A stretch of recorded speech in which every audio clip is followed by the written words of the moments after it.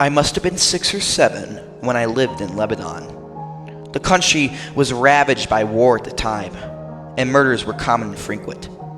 I remember during a particularly vicious era, when the bombings rarely stopped, I would stay at home sitting in front of my television, watching a very, very strange show.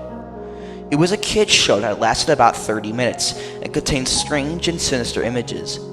To this day, I believe it was a thinly veiled attempt on the part of the media to use scare tactics to keep kids in place, because the moral of every episode revolved around very uptight ideologies.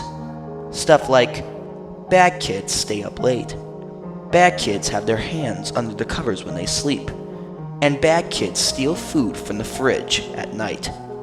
It was really weird, and in Arabic to top it all off. I didn't understand much of it, but for the most part, the images were very graphic and disturbing. The thing that stuck with me the most, however, was the closing scene. It remained much of the same in every episode. The camera would zoom in on an old, rusted, closed door. As I got closer to the door, strange and sometimes even agonizing screams would become more audible. It was extremely frightening, especially for children's programming. Then, text would appear on screen in Arabic reading, "That's where the bad kids go." Eventually, both the image and sound would fade out, and that would be the end of the episode. About 15 or 16 years later, I became a journalistic photographer. That show had been in my mind all my life, popping up in my thoughts sporadically. Eventually, I've had enough, and decided to do some research. I finally managed to uncover the location of the studio where much of the channel's programming had been recorded. Upon further research, and eventually traveling on site, I found out it was now desolate, and had been abandoned after the war had ended. I entered the building with my camera.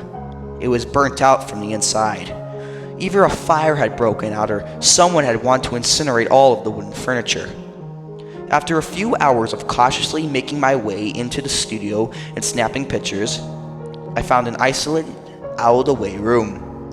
After having to try and break through a few old locks and managing to get the heavy door open, I remained frozen in the doorway for several long minutes.